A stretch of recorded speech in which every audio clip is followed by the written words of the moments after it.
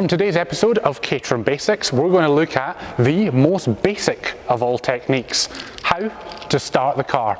We have a key, we have an immobiliser, and we have a 620, and we're going to spend a few minutes running through the procedure. Alongside that, let's look at battery master cut-off switches, showing you how they operate, and also a simple one, but how to use your fuel flap key. Let's spend a few minutes showing you how it works. First up, we have the battery master cut-off switch. Now this is an option on all new road car 7s, and it's standard on all race car variants. So what does it do? Well, as it sounds, this switch here cuts all power from the battery. Now why would you want that?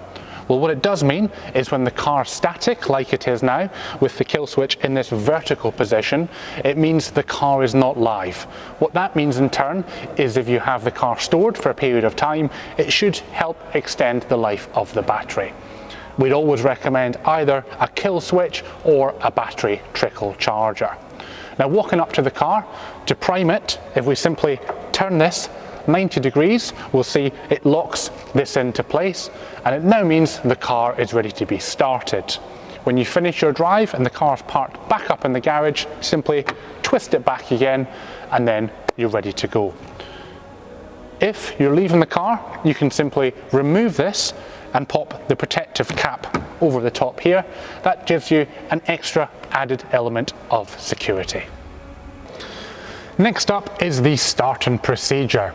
Now these will vary depending on the exact model. Here we have a 620 model with a slightly different dashboard layout to the rest of the range.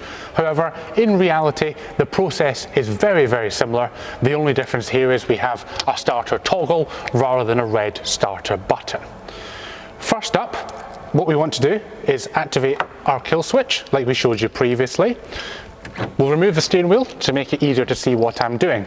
Now you will have a key for the ignition, a fuel flap key, and also this black immobiliser key. For the interest of the demonstration, we'll move this out of the way just now. First thing we do is put the key in the ignition, which is just above where your left knee is, and we'll turn that round twice. That turns on the ignition. We will then see this immobiliser light will start to flash. What that means is the car is looking for and hasn't picked up this immobiliser.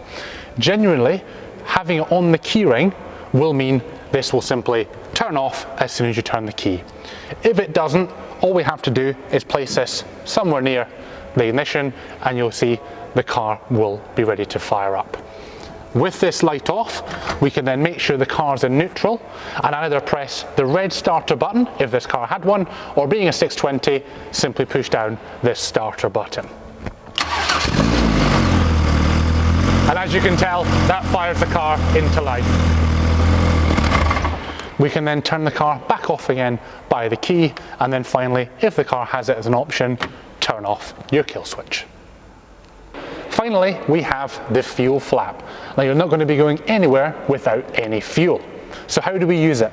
Well, all we have to do is lift up this flap, twist and release. Couldn't be easier. Once you've put some fuel in the tank, we can then relocate it and twist. If you want to lock it, we can pop the key in here, turn it 180 degrees, and that will lock it into place. Now all new 7s come with this aero design of filler cap, and that can either be black as you see here or silver to suit the colour scheme of your car.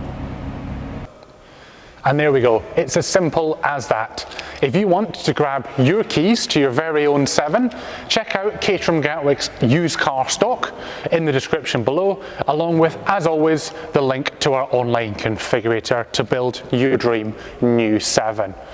If you want to make sure you don't miss any new Caterham Basics videos, make sure to like and subscribe.